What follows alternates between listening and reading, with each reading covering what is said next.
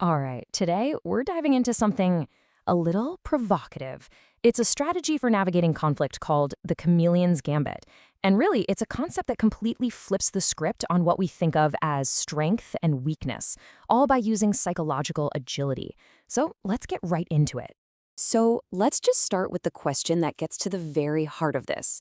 Is weakness the ultimate weapon? It sounds completely backward, I know. But by the end of our time here, you might actually find yourself saying yes. I want you to try and reframe your daily life for a second.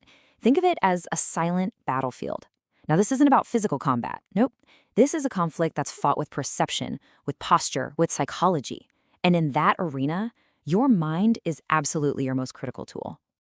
You know, we often think about being prepared in terms of things we can physically hold, right? Like an emergency kit or maybe some self-defense tools. And don't get me wrong, those things are important. But the real power, the thing that changes the game, is in mastering how you think and how you react when you're under pressure. To really master this battlefield, first, we've got to understand the opponent's strategy. We'll call it the Predator's playbook. And it's a strategy that's built on just one thing: your predictability. Now, it is so important to understand who this predator is. This isn't just about some criminal in a dark alley.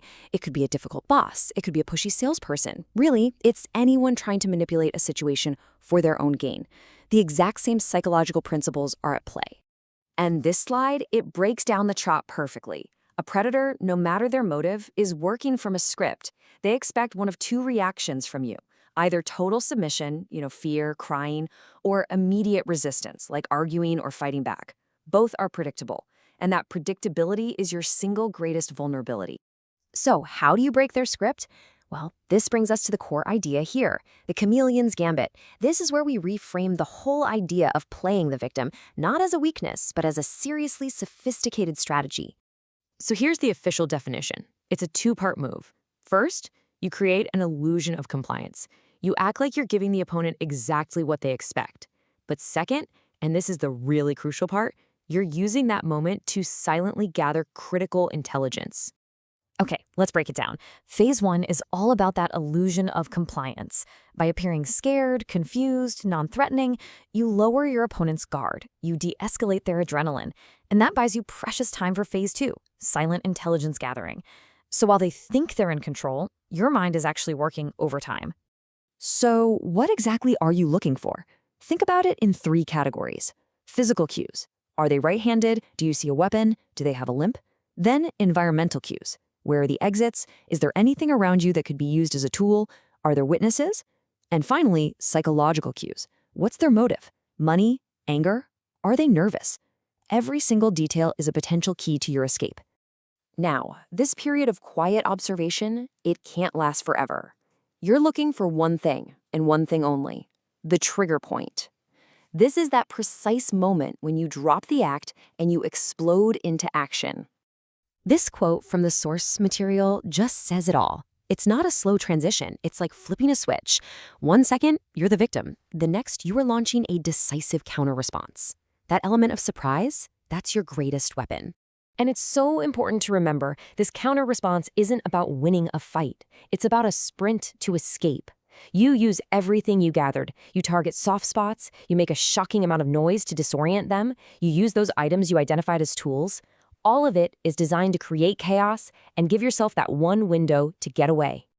Okay, I know this all sounds really intense, and it can be, but the real power of this whole idea is how it applies to our everyday lives. So let's see how this battlefield tactic can translate into practical psychological agility. This chart illustrates it brilliantly. In a heated argument, strategic compliance becomes active listening. You let the other person feel heard to lower their defenses. With a difficult boss, maybe it's making soft suggestions so they feel like the idea was theirs all along. Heck, even with your own inner anxiety, it's about observing the feeling without an immediate reaction, just to regain rational control. Look, this isn't just a collection of clever tricks. The Chameleon's Gambit is actually rooted in a much deeper philosophy about what it really means to have a prepared mind. Yeah, this strategy taps into some powerful, ancient wisdom. Stoicism gives you the emotional control you need for phase one. Sun Tzu's Art of War is basically the blueprint for deception and intelligence gathering. And mindfulness, That gives you the presence of mind to know exactly when to flip that switch. And really, that brings us to the ultimate takeaway here. True strength isn't always about being the loudest or the most aggressive person in the room. So often, it's the quiet, adaptable, and calculating intelligence that holds all the real power. It's about mastering yourself. So I'm going to leave you with this thought. We all have these predictable scripts that we follow in arguments, in negotiations, and how we deal with stress. Now that you know how to spot them, what's the first script you're going to break?